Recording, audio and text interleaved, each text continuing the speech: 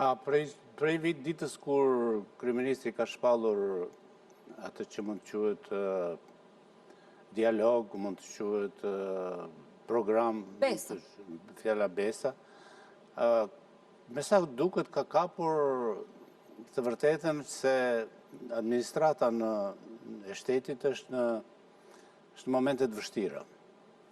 Nuk shërben aq sa duhet. Pikërisht.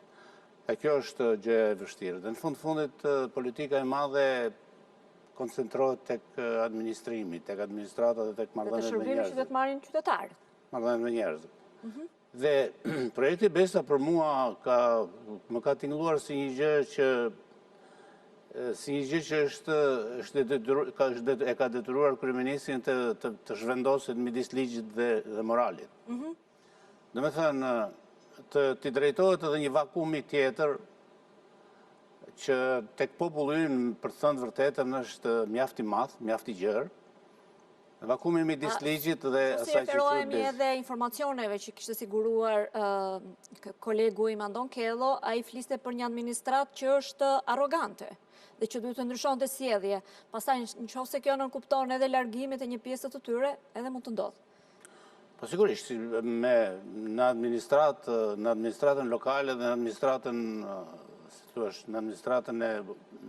në mesatare të ministrive, pa dyshim që do ketë ndryshime, madje edhe ndryshime të shumta.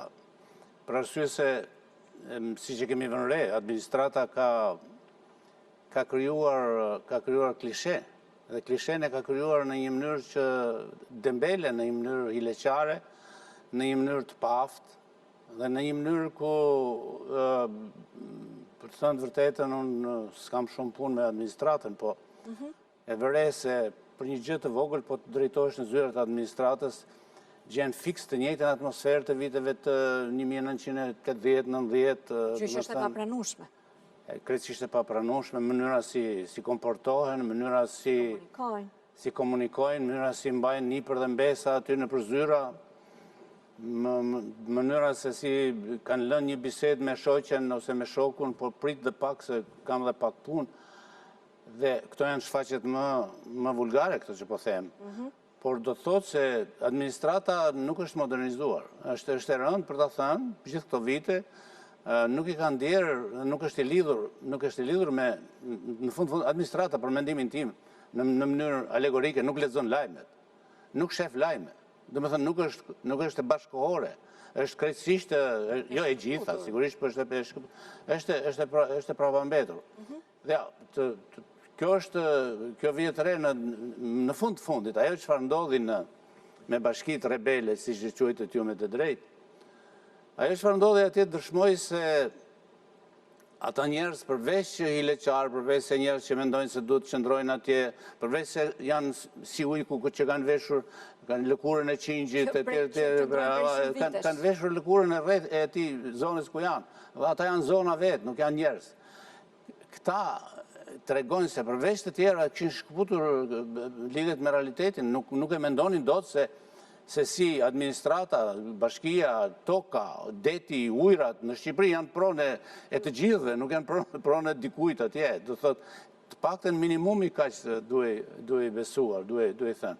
Kështu që në sensin teorik të demokracisë, Edi Rama ka aplikuar një gjë shumë interesante që i përputhet shumë temperamentit, jetës në cilën jeton një popull në Ballkan, madje edhe popujt e tjerë sigurisht, por ne më duket se jemi shumë më specifik për këtë gjë, që ligjin e kemi pak më të bezdisshëm se sa besën shpeshherë. Dhe shpeshherë besën e kemi më të rëndësishme ose më të kompletuar se sa ligjin.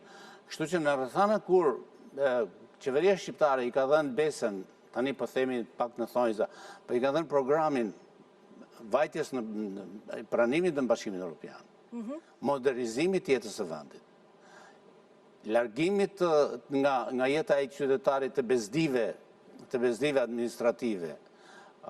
Dhe të mesazheve tek i pari, si që ndodh shpesh. Do të thotë se Edi Rama po kërkon me gjithë motorët, shoqëria jone ka një motor fuqishëm që quhet fjala e dhënë, dhe ajo ka nocion detyrus, po ka edhe fuqi morale, fuqi detyrus dhe fuqi morale. Është një gjë që është përdorur në të jetën. Nëse keni vënë re, është interesante, është vërtet interesante dhe e ka kapur shumë sak, shumë mirë, shumë në mënyrë shumë teorike dhe shumë praktike, në mënyrë sikur ka qenë gjithkohës në teren.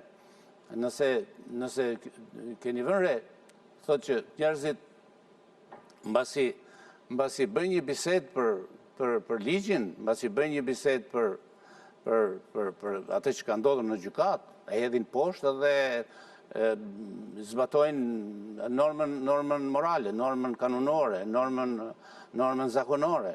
Ju keni vënë re bashkë me mua sigurisht që shumë fshatarë të vendit, atje ku binte një rëkej ujit që donin ta bënin hidrocentral, ashtu teca, se do ta bënin ose një gjë tjetër dhe mblidheshin dhe betoheshin në Ungjil, ose mblidheshin dhe betoheshin në Kuran.